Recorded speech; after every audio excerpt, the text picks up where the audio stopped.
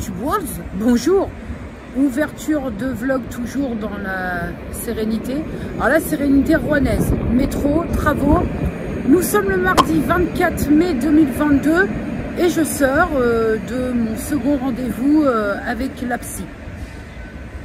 Ça va, que puis-je te dire de concret sur ce rendez-vous? Figure-toi que pas grand-chose parce qu'à part qu'elle soit entrée un peu plus dans les détails par rapport au premier rendez-vous et notamment sur le fait de réussir à verbaliser, à exprimer, mais il n'y a pas eu grand-chose autour. Bon, je suis un petit peu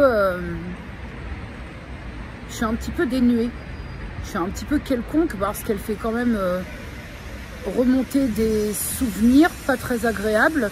En tout cas, elle fait remonter des émotions qui sont pas très agréables. Et là, on y est. La sortie un peu, je sais pas. La sortie un peu morose. Ouais. Sortie de la consultation quelque peu morose. J'ai l'impression, pourtant le rendez-vous était bien plus court que le premier, hein, mais que ça m'a demandé vraiment beaucoup d'énergie à essayer de canaliser un peu le truc. Alors je sais pas, hein, je pense que justement le truc ce serait un peu de lâcher prise et pas de tenter de canaliser, mais j'y peux rien, hein, c'est malgré moi, hein. Mais je crois que je sens en certitude que le fait de tenter de canaliser un peu les émotions bah, fait que quand tu ressors t'es lessivé. Là concrètement j'ai qu'une envie, me barrer de Rouen qui me pompe la nouille parce que c'est vraiment, quand tu te sens un petit peu comme ça, hein, je me sens un peu moelleuse.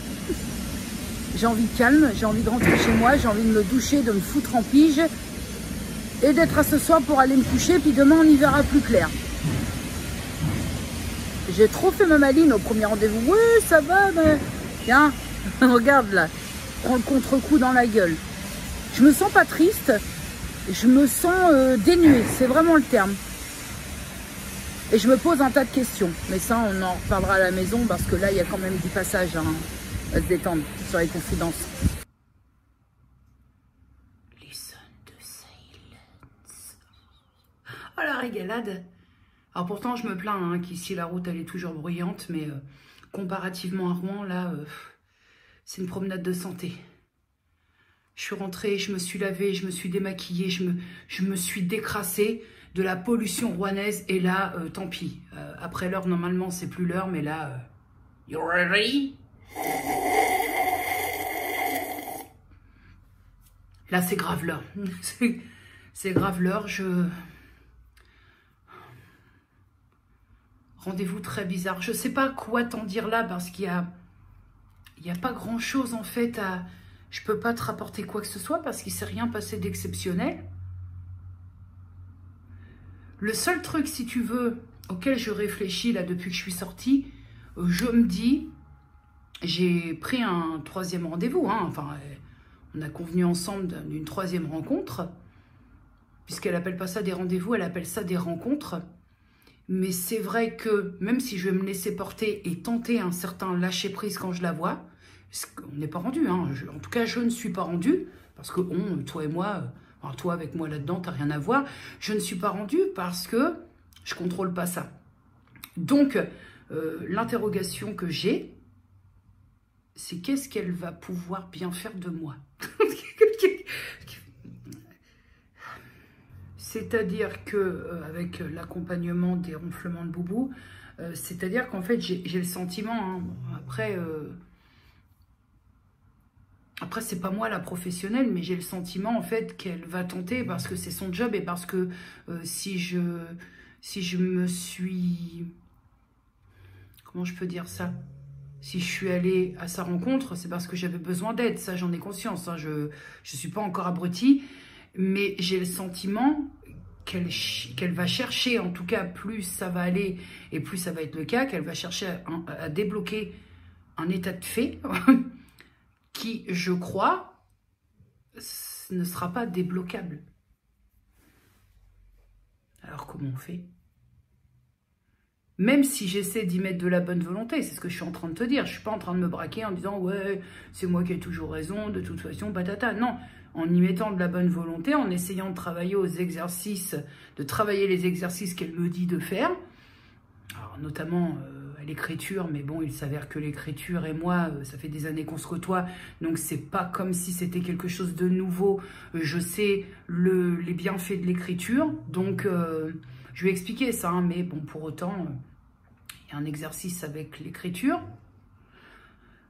Même si j'y mets de la bonne volonté, j'ai l'impression que... c'est un peu bizarre cette histoire, parce que j'ai l'impression que c'est foutu d'avance. J'ai l'impression qu'elle va perdre son temps avec moi. Et c'est pas une question de... Oui, c'est une question de légitimité dans la mesure où j'imagine qu'il y a des personnes qui ont besoin de voir ce genre de spécialiste parce que ces personnes-là souffrent de choses bien plus graves que moi. Moi, j'ai l'impression d'être... C'est vraiment ça, j'ai l'impression d'être...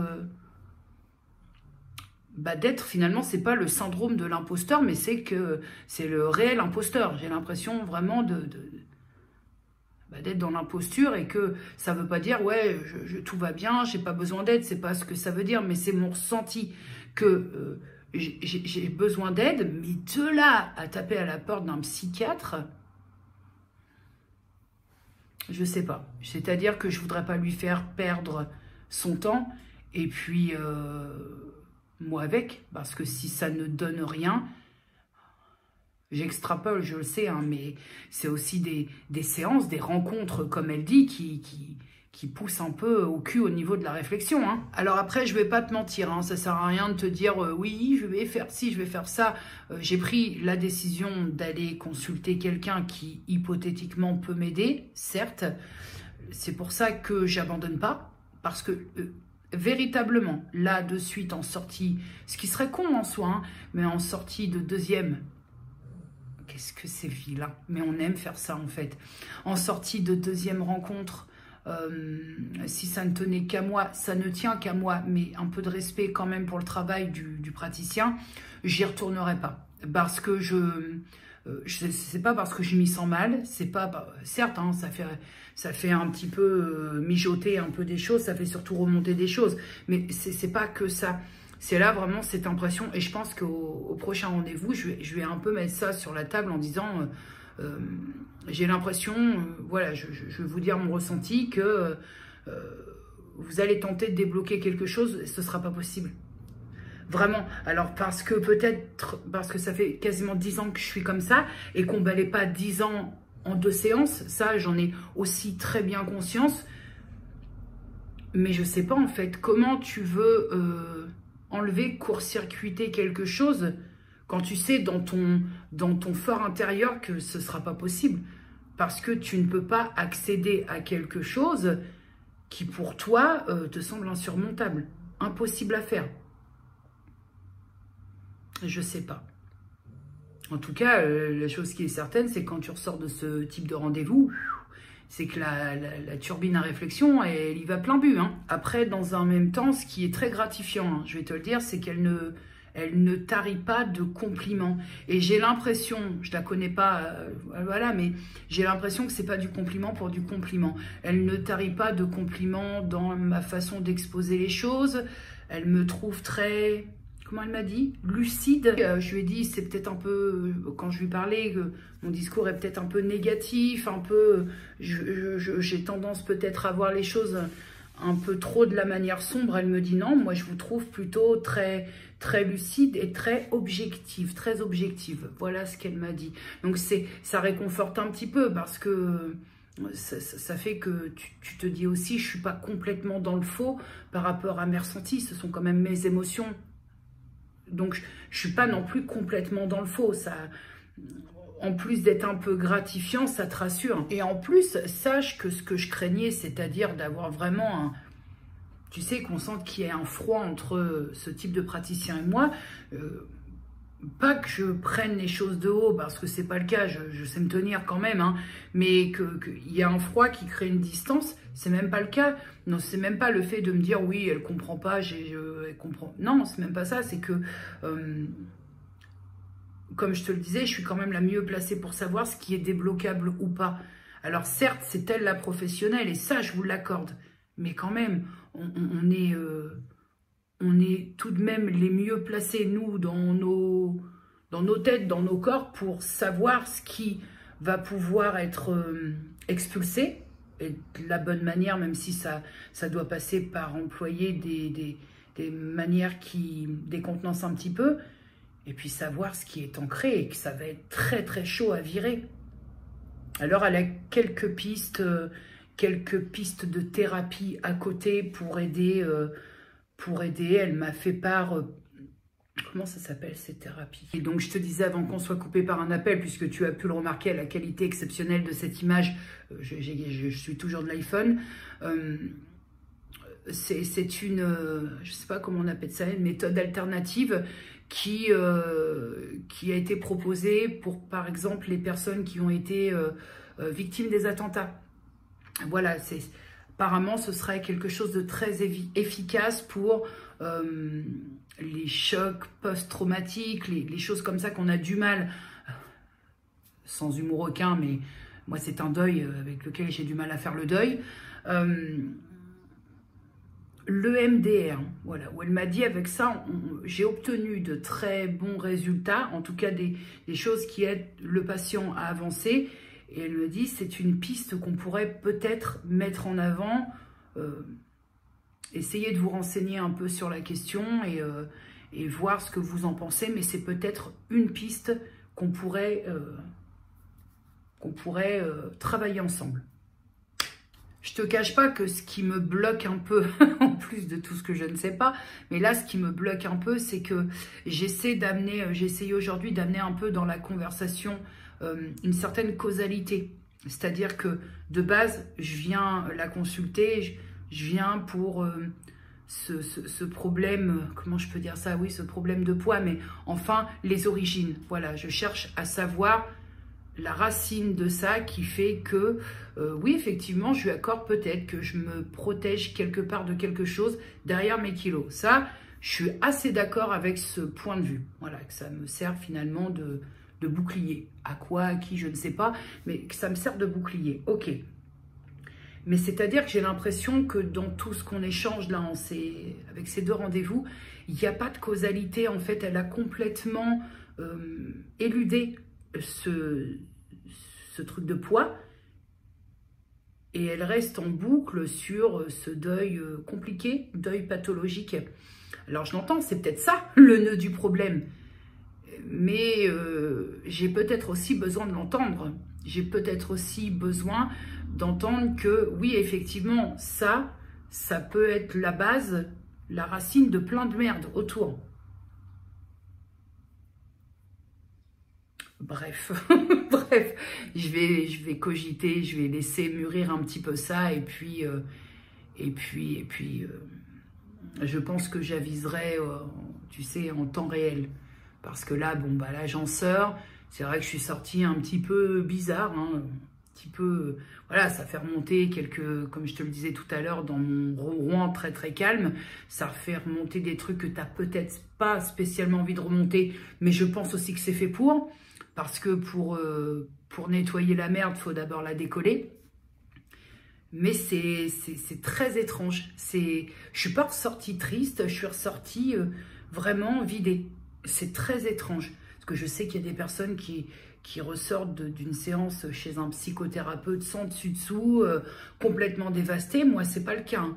Mais je me sens vidée, lessivée, comme si elle avait aspiré une partie de quelque chose. Ça va mieux après, une fois que j'étais dans le bus, j'ai écouté ma musique dans le bus, là je suis à la maison, je me suis lavée, démaquillée, tout ça.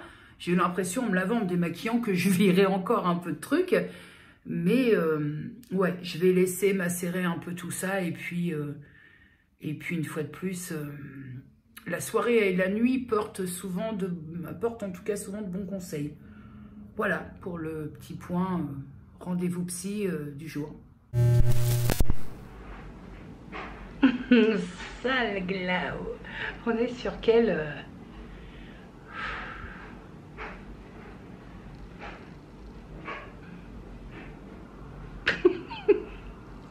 Et on lui pèlera le jonc comme au bailli du Limousin. Ça va être long, hein. Ça va être long. Parce que là, on est sur un coiffure de Jean-Luc. Ah oui, oui, oui. Là, on est sur du Jean-Lucisme. Tu sais, là où je sens le Jean-Lucisme, c'est ça. C'est la piste d'atterrissage à mouche. Ça, là. Non, mais s'il te plaît. Non, mais les Bee Gees, quoi. Non, mais je vais pas supporter ça. Bon, à part ces élucubrations capillaires, faut-il que nous parlions de ce vlog? Parce que la dernière fois, je t'ai parlé, et même pas, j'allais dire la dernière fois que j'ai allumé l'appareil, non, puisque mardi j'ai filmé de mon téléphone, et que donc nous étions mardi, et que nous sommes quand même rendus au vendredi 27 mai 2022. Là, on n'est plus dans une faille spatio-temporelle, on est dans un cratère. On est tombé dans un trou, puis j'attends. Voilà, vraiment... Alors, je suis dans la semaine où je t'ai déjà dit, ouais, je sais pas si cette semaine-là, je publierai. D'ailleurs, au moment là où je te parle, je sais pas si je mettrai ce vlog. Si tu as ces mots, c'est que je l'ai mis. Mais je suis dans la semaine où j'attends ma zone difficile du mois. Et que cette semaine, j'ai eu plusieurs...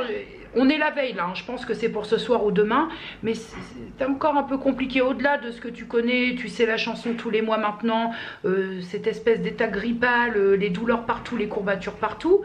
Depuis hier, par contre, le bouillonnement hormonal faisant, j'ai envie de casser la gueule à tout le monde et je crois que je déteste tout le monde. L'aigreur hormonale, je suppose. Alors tu sais, on se connaît, on se sent, on se sait, on n'a pas besoin de quiconque pour dire quand on mute en mode sale con.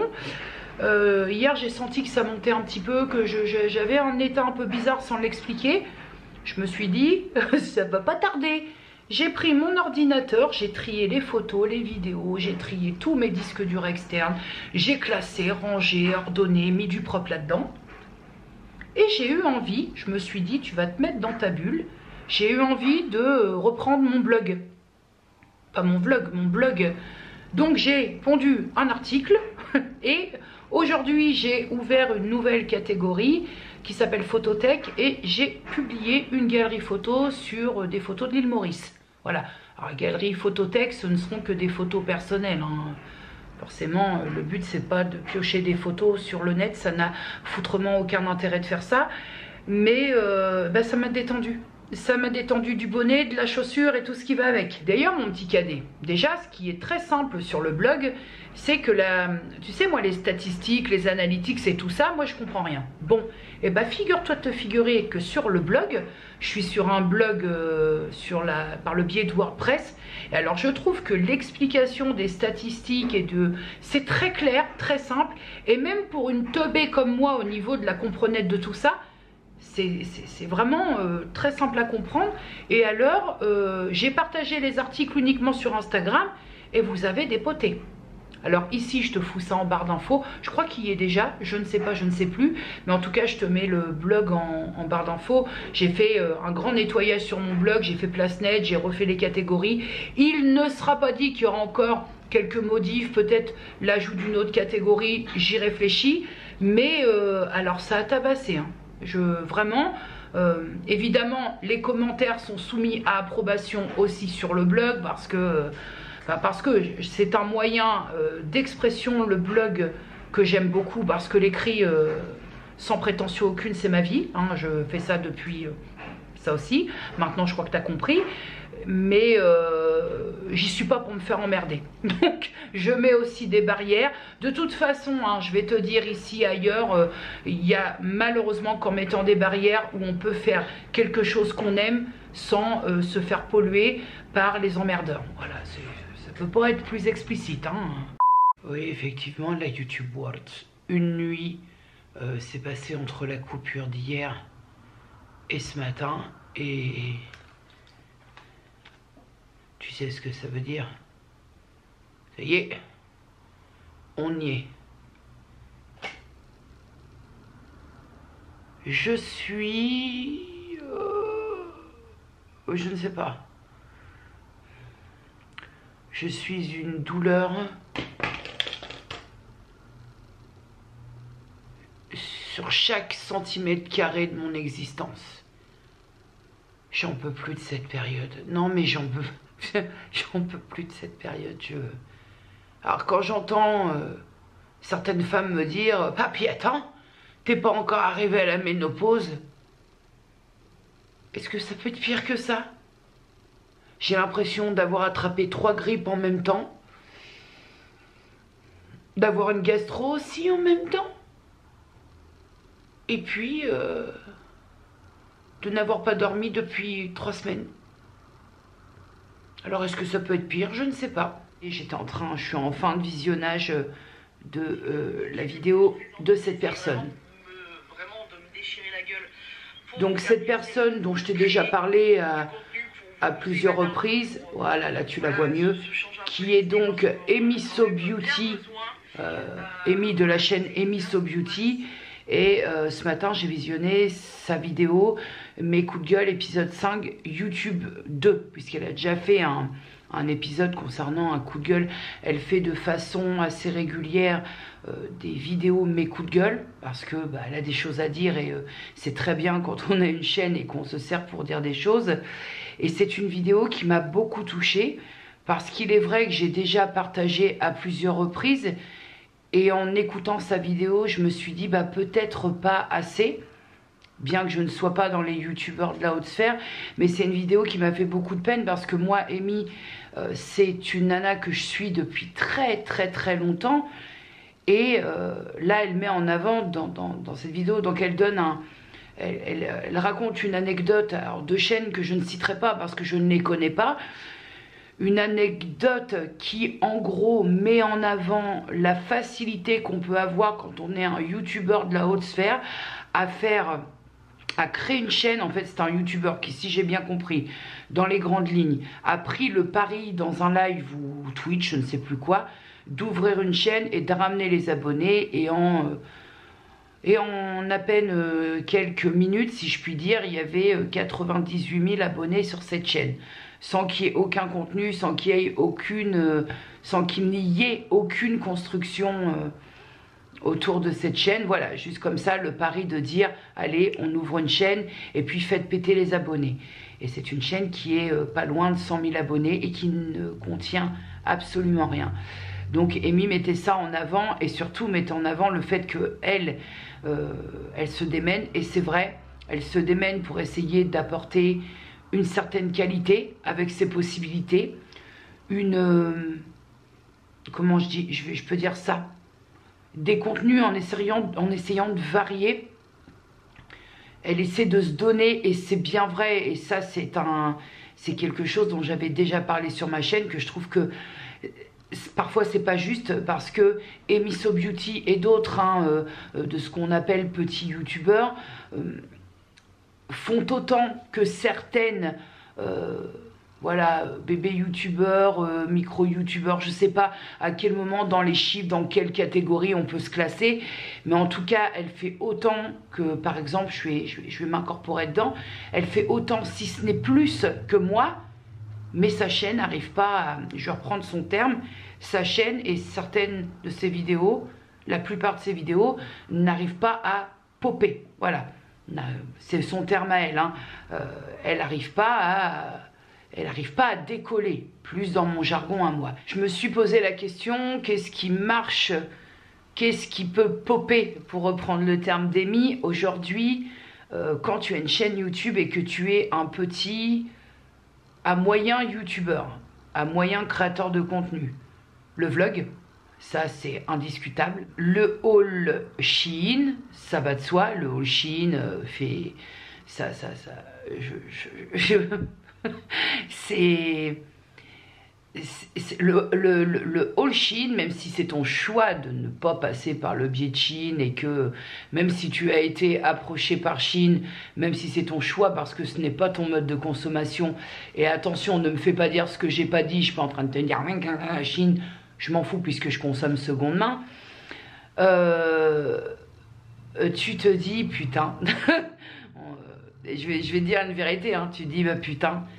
Parfois, un nombre de vues qui éclate, ça tient à un haul Shein, quoi, parce que on le voit passer. T'as des chaînes qui, ordinairement, vont faire un certain nombre moyen de vues.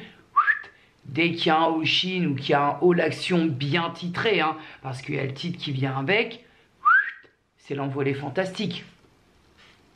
Oh, ça fait un peu plus de 8 ans que je suis sur YouTube. Maintenant, les ficelles, tu t'arrives quand même à les percevoir. Donc aujourd'hui, où est-ce qui fonctionne? Le vlog, le haul Chine, le haul action, peut-être même un petit peu le retour de course, je dirais. Ça, ce sont, bien que le retour de course est un petit peu en train de se casser la gueule, mais voilà. Donc si déjà dans tout ça, il y a la moitié que tu fais pas, un petit peu compliqué, un petit peu compliqué. Et que tu sois à 2000 abonnés ou que tu sois à 15-16 000 abonnés, hein. C'est-à-dire que quand toi, sans jalousie aucune ou sans quoi au caisse, parce que je t'ai déjà dit, je ne peux pas parler de jalousie parce que déjà, je ne vois pas de jalousie, je ne vois pas comment on peut être jaloux de quelque chose auquel on pourrait accéder. Parce que si je voulais demain te présenter du vêtement Chine, je peux. Donc, je ne peux pas créer, fabriquer de jalousie autour de ça.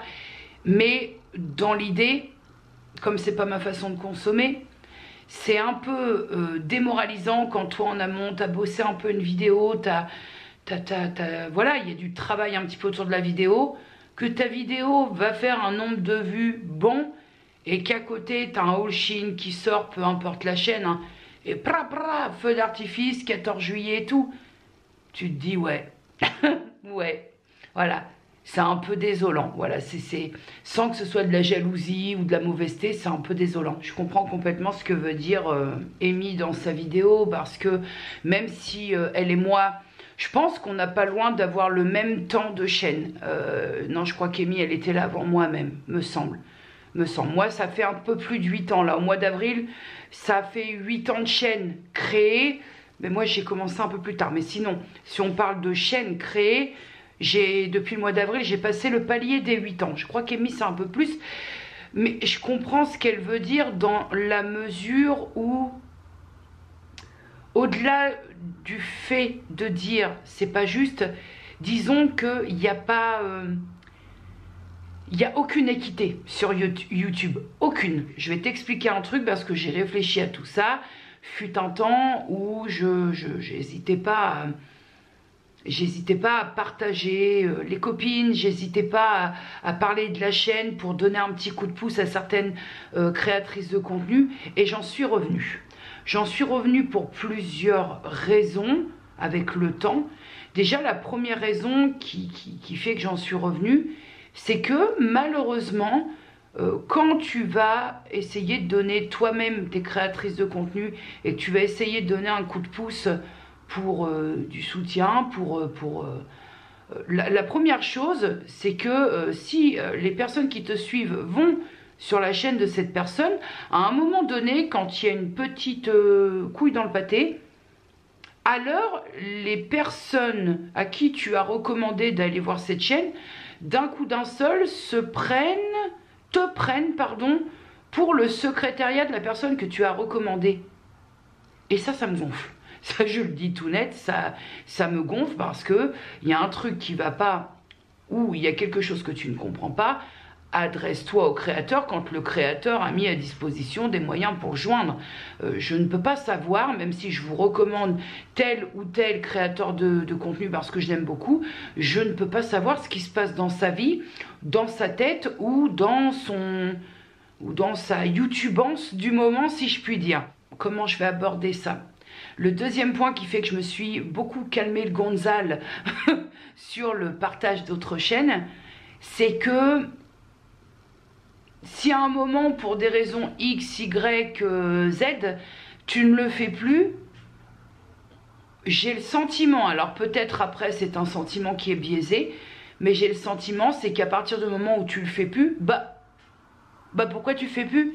Ça devient une obligation si un jour tu ne parles plus de telle ou telle personne. Et moi, personne ne m'oblige à faire quoi que ce soit, surtout sur la sphère virtuelle. Et puis aussi, après, un détail, parce qu'on est des humains, et donc étant donné qu'on est des humains, on a des émotions, il y a aussi parfois le fait que tu décrètes de ne plus partager l'univers de telle ou telle personne, parce que malgré toi, et bien malgré toi, il y a un peu de déception. J'irai pas plus loin dans le débat, parce que déjà j'estime que je parle et je partage qui je veux, donc il n'y a même pas besoin de faire un théorème de Pythagore autour de ça ou une dissertation littéraire, mais parfois aussi c'est réel, hein, y a un petit peu de déception pour des faits, pour des détails, pour des choses. Je comprends pas ce qui fait qu'à un moment, ça fait des années que tu es sur ta chaîne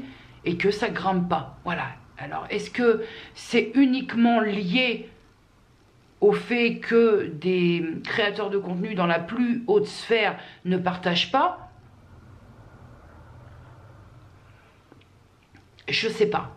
Honnêtement, je serais pas foutue de te le dire parce que si j'applique ça à moi, moi déjà ma chaîne, je te le disais dans le vlog de la semaine dernière, ma chaîne pour moi c'est déjà une grosse blague. Donc je ne... alors certes c'est pas le bout du monde, hein, on est combien? On est 16 000 et des patates, on approche des 17 000 je crois, hein.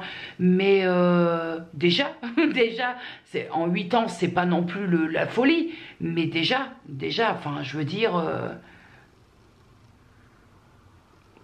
c'était pas prévu au programme, donc je sais pas, si j'applique ce truc là à moi, je serais même pas foutue de faire une auto-analyse du pourquoi la chaîne a pris des abonnés, pourquoi j'ai même pas, je peux même pas te dire que j'ai une vidéo. Alors oui, la vidéo qui est la mieux marché de ma chaîne, c'est la vidéo de la lessive. Mais bon, c'était pas une vidéo avec un titre putaclic et des images qui tabassent pour te... Voilà, c'est pas une vidéo qui... C'est pas des vidéos qui ont pour but d'apporter un certain buzz, parce que maintenant aussi, si tu veux faire de la vue et amener du monde, faut faire du buzz sur YouTube. Par exemple, les vidéos, je réagis, les vidéos, je crois que ça s'appelle React to, où tu réagis à des vidéos des grands youtubeurs pour faire venir les polémiques en commentaire. Bon, ça c'est pareil, c'est quelque chose qui ne m'intéresse pas. Merci, j'ai donné quand tu essaies d'émettre ton point de vue sur les propos d'autres youtubeurs. Là, tu es le diable en personne. Donc ça j'ai donné, ça c'est pareil, c'est quelque chose qui n'existera plus sur ma chaîne parce que ça va. Enfin voilà mes petits cadets, tout ça, tout ce racontage de live pour te dire quand même que... petit coup de pouce à ma hauteur, hein, j'ai bien conscience que je peux pas faire plus, je peux pas, voilà, nous sommes ce que nous sommes ici, nous sommes le nombre que nous sommes, vous avez des choix bien propres par rapport à ce que vous aimez visionner, donc je peux pas non plus vous forcer à aller chez telle ou telle personne, mais en tout cas je voudrais donner un petit coup de pouce à, c'est vrai qu'elle elle se bat depuis des années, elle s'accroche parce que plusieurs fois elle s'est posé la question, finalement est-ce que ce serait pas mieux de tout plaquer, parce que quand tu as l'impression de faire un monologue et qu'il n'y a pas les retours et qu'il n'y a pas de coup de main, qu'il n'y a pas de coup de pouce, et qu'en plus YouTube ne fait absolument rien pour aider ces créateurs comme ça. Alors elle appelle les créateurs ridicules en termes de nombre. Moi j'appelle ça les bébés créateurs parce que je trouve ça plus mignon, et encore que c'est compliqué de parler d'Amy en tant que bébé créateur, parce que je te le dis, elle est là avant moi sur YouTube, donc c'est un petit peu compliqué, mais c'est vrai que YouTube est très avare de petits coups de pogne comme ça, qui peuvent faire du bien, tu vois, de temps en temps. Même sur une seule vidéo, boum, ça fait du bien, autant que tu offres à YouTube. Et donc, du temps offert à YouTube, c'est du temps offert à vous. Et Amy le précise très bien, tout ça c'est gratuit. Donc, si vous voulez aller jeter votre œil sur la chaîne d'Amy So Beauty, pourquoi pas la soutenir. Je le répète, ça ne vous coûtera rien.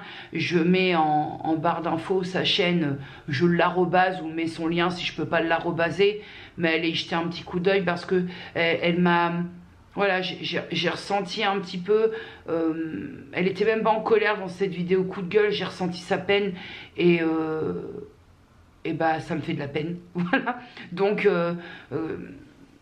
c'est vrai qu'elle se donne, c'est vrai qu'elle donne du temps à sa chaîne, et que je pense que ça ne peut que faire du bien au moral d'avoir de temps en temps un petit retour, et pourquoi pas à ma toute petite échelle essayer de lui filer un petit coup de pouce. Ce sera ce que ce sera, ça vaut ce que ça vaut. Pour l'heure, j'ai encore 2 livres terminés. Je vais t'en présenter un premier et je vais essayer de faire la journée un peu et de t'en faire un ce soir. parce que, enfin ce soir, en fin d'après-midi, parce que, surtout sur le deuxième, faut que je trouve comment te l'amener, parce que je peux pas faire comme je fais d'habitude pour le deuxième bouquin, qui est Labyrinthe de Franck Tillier, parce que si je fais comme d'habitude, en fait, je t'explique le livre. Et donc, il ne faut, c'est particulier de faire des avis lecture, des retours lecture sur les livres de Franck Tillier, parce que c'est tellement tortueux, c'est tellement barré, que si tu vas un peu trop loin, bah en fait, ça sert à rien que tu achètes le livre, puisque je vais te le spoil en long, en large et en travers. Pour l'heure, nous allons nous attarder sur celui-ci, qui est Bayou de Nora Roberts, qui est aux éditions France Loisirs. Nous sommes le 30 décembre 1889 et nous arrivons projetés dans le manoir des Manet. Alors, je pense que ça se dit Manette, mais je vais le prononcer à la française. Nous atterrissons dans le manoir familial des Manet, et nous faisons la rencontre de Abigail ainsi que de son bébé Marie-Rose. Il faut savoir que, pour la petite histoire, Lucien, qui est son mari, est l'un des fils de la famille, et que pour l'instant il n'est pas présent. Il est censé revenir le lendemain, donc elle l'attend avec joie et amour. Et d'ailleurs, Abigail nous fait une description très chouette de l'histoire d'amour un peu atypique qu'elle vit avec Lucien Manet, étant donné qu'Abigail est passée du statut de servante de la famille à femme de l'un des fils de la famille Manet. Donc tout est idyllique, elle vit une histoire qu'elle dépeint tel un conte de fées, sauf que ce qu'Abigail ne sait pas encore, c'est que ce soir elle va mourir. Pardonnez-moi de vous sortir ça comme ça de but en blanc. Et qui plus est, elle va mourir dans des conditions absolument atroces, abjectes. On fait un énorme bond dans le temps, puisqu'on se retrouve projeté en janvier 2002, où nous faisons la connaissance de Declan Fitzgerald. Alors, Declan qui est... Declan ou Declan, je ne sais pas, on va dire Declan. Declan qui est un avocat, mais... un avocat qui en a un petit peu marre de son métier, qui a d'autres aspirations d'une vie peut-être un peu moins citadine, un peu moins branchée sur du 220 si je puis dire, et qui enfin achète le manoir des Manet, donc le Manette Hall. Bon, forcément, tu te doutes que l'eau a coulé sous les ponts et qu'il y a quand même pas mal de travaux, de la restauration à faire dans le manoir. Mais on est au-delà, si tu veux, pour bien situer cet achat, on est au-delà du mec, au niveau de Declan, du mec blindé d'oseille, parce que tu sens très vite qu'il est très très aisé financièrement. Au-delà du caprice du mec qui veut retaper une vieille baraque, il s'avère que Manette Hall, ce manoir, est une véritable obsession depuis très très longtemps pour ce Declan Fitzgerald. Alors très vite, donc il achète la maison, il va commencer très vite à se mettre dans la restauration de certains endroits, dans les travaux, dans l'achat de mobilier. C'est une personne qui est passionnée de beau mobilier un peu vintage, un peu rustique. Donc on est balancé dans l'univers un peu de tout ce qui est antiquaire, et ça, j'ai trouvé ça très passionnant.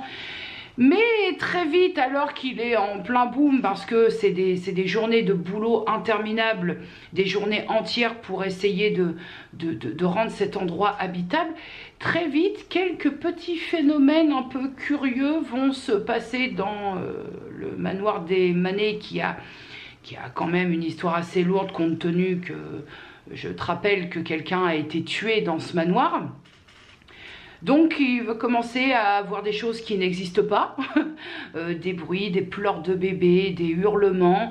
Lui va mettre ça sur le dos d'un somnambulisme qu'il a déjà vécu. Bref, sentir des odeurs, sentir des présences continuelles.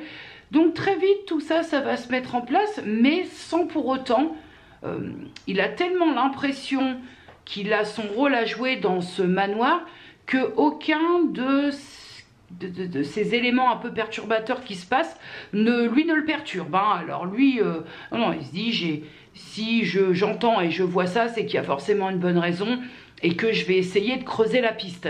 Declan, à son tour, fait la connaissance de deux femmes. Alors la première, c'est Lena Simone, on voit dès le début, ça c'est un petit peu comme le nez au milieu du visage, on voit dès le début qu'il va se passer quelque chose. Après, je ne sais pas trop si j'apprécie le personnage de Lena, parce que c'est quelqu'un de très paradoxal. C'est-à-dire qu'à un moment, tu la sens prête à ouvrir son cœur à Declan qui lui doute un petit peu après une histoire personnelle un peu chaotique, doute un peu des histoires d'amour, de ses possibilités à lui en tout cas. Mais autant à certains moments, elle est prête à lui ouvrir son cœur et pas que son cœur au demeurant, hein. Et autant d'un coup d'un seul, elle va redevenir glaciale, voire même détestable. Et toi, t'es là, pourquoi elle fait ça? Après, pour la petite info qui n'est pas spécialement du spoil, mais c'est souvent ça dans ce type de bouquin, tous deux, que ce soit Lena ou Declan, ont un passé amoureux qui fut très compliqué, et donc qui explique bon nombre de réactions, en tout cas de ces deux personnages. Plus de Lena tout de même, hein. Intervient ensuite un personnage que j'aime beaucoup parce que je la trouve attendrissante, voire même presque mystique, qui est le personnage de Miss Odette, donc qui dans un premier temps se trouve être la grand-mère de Lena, et en plus elle habite la propriété voisine du fameux Manette Hall. Alors pour Declan c'est un coup de foudre, bien que différent, tu te doutes.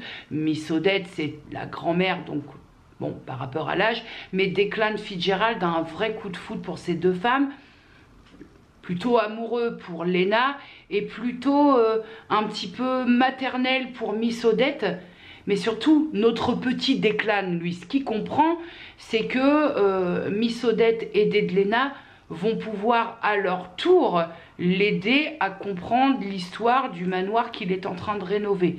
Parce que surtout Miss Odette, elle est vraiment très ouverte à ce que lui explique Declan dans les phénomènes. Et c'est là où pour moi c'est un petit peu le drame. Alors ce que je voulais quand même signaler, c'est que par rapport à l'écriture, par rapport aux descriptions, c'est un roman qui se base en Louisiane. Et même si je ne suis jamais allée en Louisiane, c'est assez bien décrit pour que le lecteur puisse imaginer les lieux et donc entrer en immersion assez facilement avec l'atmosphère qui règne dans les lieux, que ce soit dans la maison, que ce soit à l'extérieur, que ce soit au niveau du bayou, au niveau... On a quand même des descriptions qui sont plutôt chouettes et bien écrites. Maintenant, on était face à des phénomènes un peu paranormaux, on aborde des sujets qui auraient pu être super intéressants, comme la réincarnation. Ça c'est quelque chose qui me titille un petit peu la matière grise, mais malheureusement pour moi c'est resté très plat de ce côté-là. Une fois de plus, je m'attendais à de l'obscur. M'attendre à de l'obscur, ça veut pas dire que je m'attendais à du gore et de la sanguinolence, non, rien à voir. À de l'obscur, que ce côté un peu occulte, paranormal, réincarnation soit moins plat, soit moins en surface. Et là, on n'a pas creusé. Et moi, j'aurais aimé creuser, comprendre vraiment non, pas pour cette fois. Je trouve qu'il y avait vraiment matière à faire, c'est-à-dire que les deux histoires dans un même bouquin qui s'entremêlent, histoire du passé, voilà, le Manette Hall de 1899, l'histoire présente, il y avait...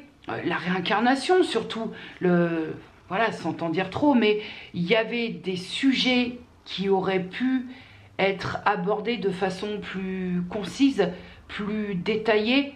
Et là, j'ai trouvé, voilà, pour trouver le terme qui correspond, j'ai eu ce sentiment que ça manquait d'aboutissement. Et alors, la chute de ce livre, comment je vais qualifier ça?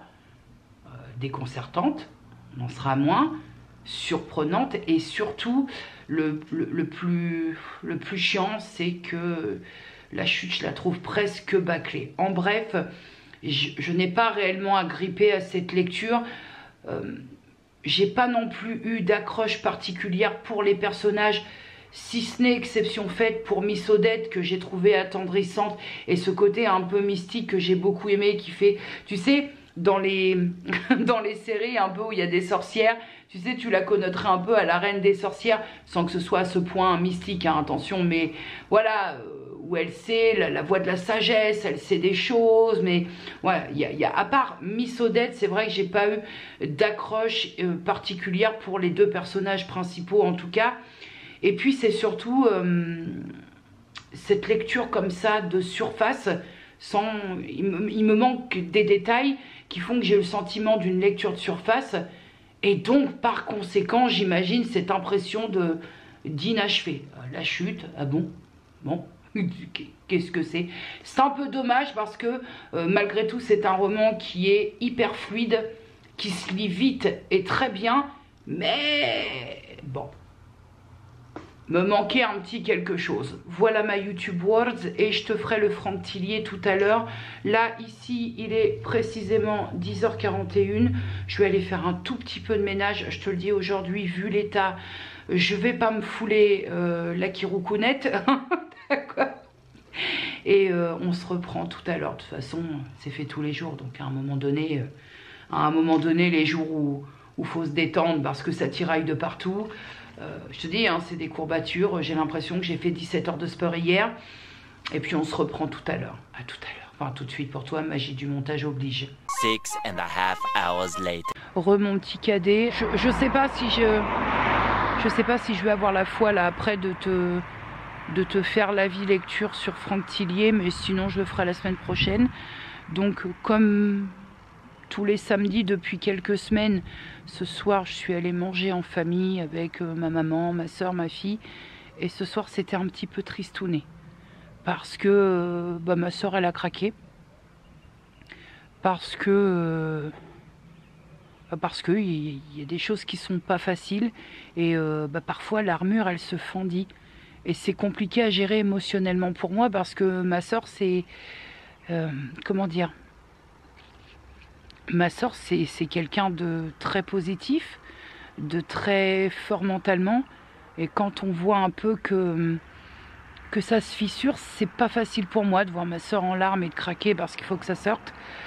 C'est très compliqué parce que déjà je sais pas comment réagir.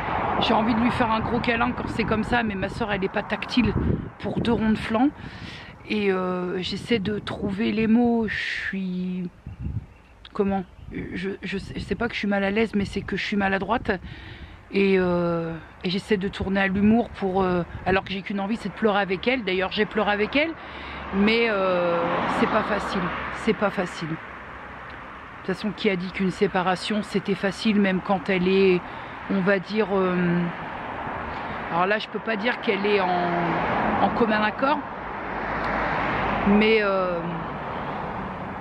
c'était particulier ce soir, hein, c'était particulier. Parfois moi aussi j'ai envie de pleurer fort, j'ai envie de laisser aller, alors pas spécialement pour des choses qui me concernent moi, mais pour tout ça. Parce que les gens que j'aime, mes proches, mes très proches, mes essentiels, vivent des choses pas très sympas, à tour de rôle, et que j'aurais aussi besoin de dire merde, un beau gros merde. Pourquoi pas griffer un peu des gens ou mettre juste des gifles dans la gueule pour dire mais sérieusement. Et je me mêle de ce qui me regarde. Donc je suis là pour réconforter, je suis là pour aiguiller, je suis là pour faire rire, mais je tente aussi beaucoup de m'occuper de mon cul, parce que ce n'est pas parce que ce sont mes proches, mes essentiels, qu'il faut que je me mêle de choses qui ne me regardent pas. C'est compliqué de trouver le juste milieu dans tout ça, je trouve. Vous savez, hein, je vais dire un truc qui peut vous paraître très con, très absurde, mais je le pense. Je le pense, c'est que j'ai des années de célibat. J'ai des années derrière moi sans aucune vie de couple et sans partager qui que ce soit avec quelqu'un d'ordre sentimental. Je dis partager qui que ce soit sentimental, sentiment amoureux. Et quand je vois ça, quand je vois certaines choses comme ça, et autres, quand je vois déjà des choses de ma vie à moi, je veux dire ma vie réelle, ma vie avec des gens très proches, quand je vois aussi ce que je vois sur les réseaux, ailleurs, sur la sphère virtuelle, vous savez que quelque part, moi, ça me réconforte dans mes choix. C'est pas que ça me réconforte, c'est que ça me conforte dans mes choix en me disant, mais putain, sans déconner, je m'évite tout ça. Et quelque part, c'est con, hein, ça peut vous paraître... Je sais ce qu'on peut me dire, ouais, mais Jenny, c'est pas parce que... N'empêche que, les années comme ça où je suis célibataire, où je suis toute seule, j'ai vu des histoires qu'on croyait solides comme jamais, et qui se sont cassées la gueule au bout d'années où, bah oui, véritablement, je suis d'accord, rien n'est acquis, mais quand même... Tu te dis, au bout d'un moment, au bout de toutes ces années, il y a au moins quelques acquis. Ça peut pas se casser la gueule et on met une sourdine sur tout ça. Et ça me conforte parce que j'ai des années de célibat à mon actif. Je vois ce que je vois, j'entends ce que j'entends. Des choses qui me dépassent et je me dis, mais toi, tu t'emmerdes pas avec tout ça en fait. Et le pire dans tout ça, c'est que je suis plus spectatrice de ce que je peux voir autour de moi et même de situations de vie, de séparation de gens que je ne connais pas dans la vie réelle, mais ou de situations compliquées, de situations, je ne sais pas comment on appelle ça, matrimoniales compliquées. Et je me pose tout, enfin, je pense en fait que véritablement, même s'il y a un adage qui dit un humain n'est pas fait pour être seul, moi je suis convaincue que si, parce que je ne sais pas si aujourd'hui j'aurais les épaules pour supporter les concessions à faire quand tu es à deux, de trouver un équilibre quand tu es à deux pour que tout le monde soit satisfait. Je sais pas, parce que je pense que de cet ordre-là, déjà que je suis gratinée sur tous les autres domaines, mais de cet ordre-là, je suis devenue... comment je peux dire? C'est pas de l'exigence, hein. Bah, je suis devenue... j'ai pas le mot, là. Je saurais pas faire de compromis, en fait.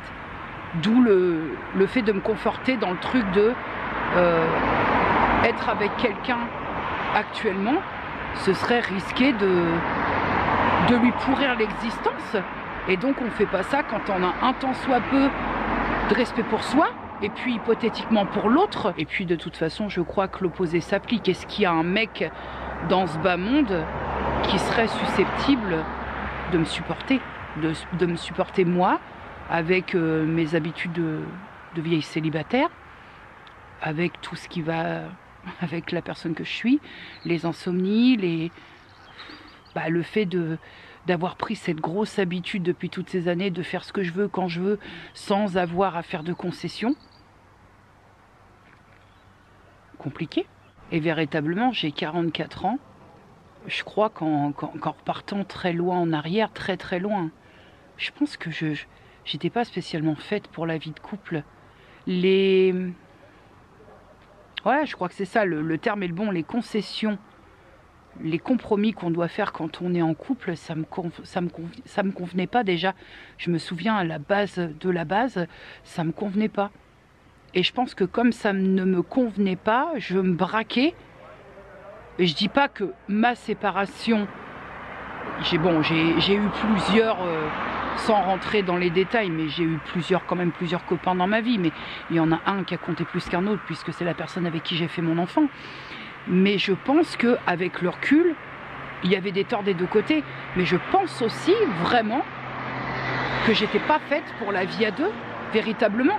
Quand tu repenses avec le recul, il y a plein de choses qui n'ont rien à faire sur YouTube et que j'expliquerai pas, mais je pense aussi que ma part de responsabilité à moi, elle se situe dans le fait que je pense que je n'étais pas faite pour la vie à deux.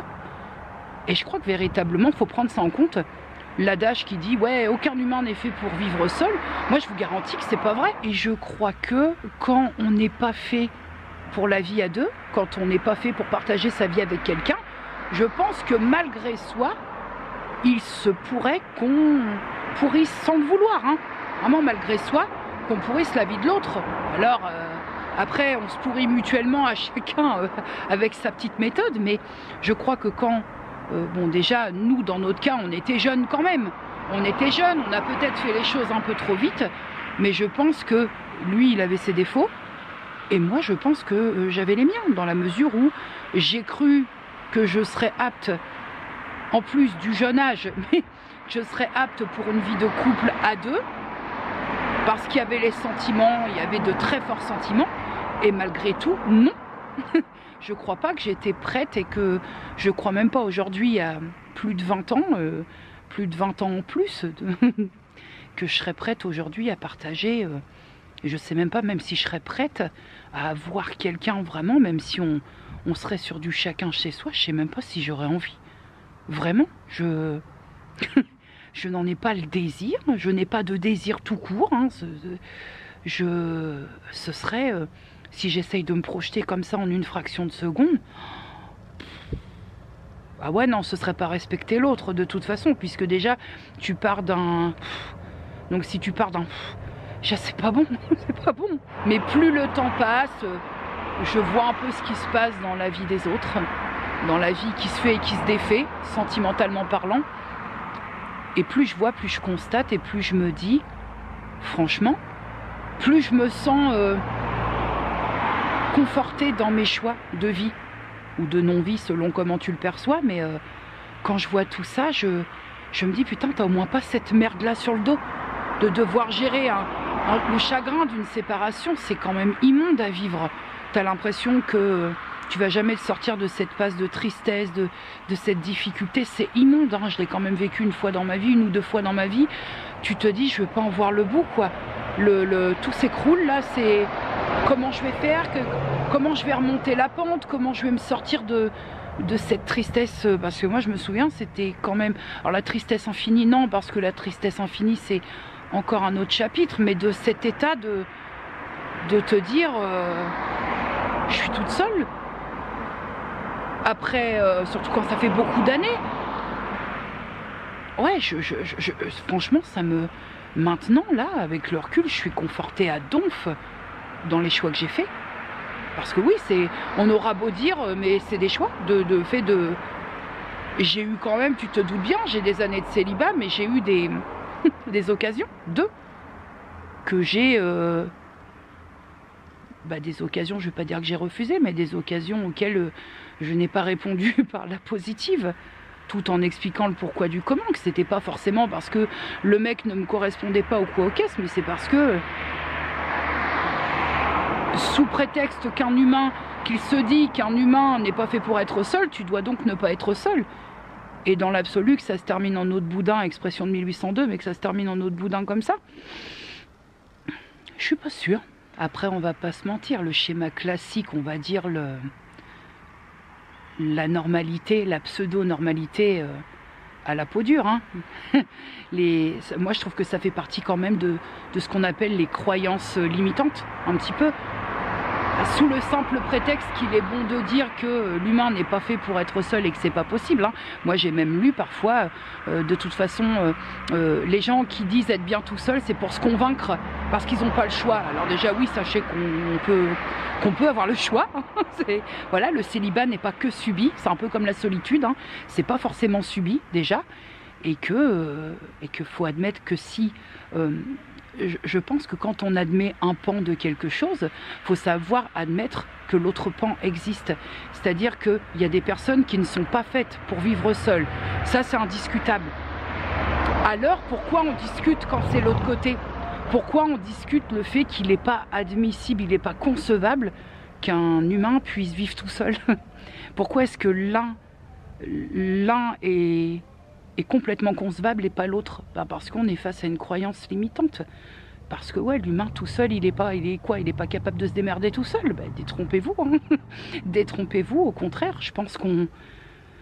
Véritablement, si je dois prêcher pour ma paroisse, on s'enlève quand même pas mal de petites épines du pied quand même. Et l'autre pan est tout à fait acceptable, même si on s'enlève quelques épines du pied.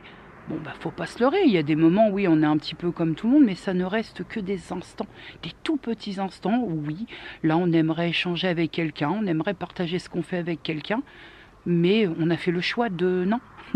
Donc, on l'assume très bien. Mais c'est ça, souvent, c'est pour plein de choses, hein. Souvent, on conçoit un côté, alors que l'autre côté, non, c'est pas possible, de toute façon. C'est très bizarre, cette façon de cogiter aussi. Pourquoi est-ce qu'un côté serait plus normal que l'autre? Tu vois, c'est ça, quand je te parle de pseudo-normalité, je trouve qu'on est encore dans ce schéma-là de ça c'est normal, ça l'est un peu moins. Pourquoi? Pourquoi finalement? Il n'y a pas forcément de raison. Qui a décidé que ça serait plus normal qu'un autre truc? Tu vois, c'est ça, il y a matière à cogiter autour de ça, hein, je trouve. Hein. De toute façon, il y a toujours matière à cogiter sur tout, donc... Voilà ma petite YouTube Words. Alors, sur cette paix et sérénité, À n'importe quelle heure, hein. N'importe quelle heure, c'est la joie et la galéjaude. Bon, là on est samedi soir, hein, donc ceci explique cela. Et je vais te laisser parce que je sais pas par chez toi, mais nous ici, là, il fait 10 degrés à peine.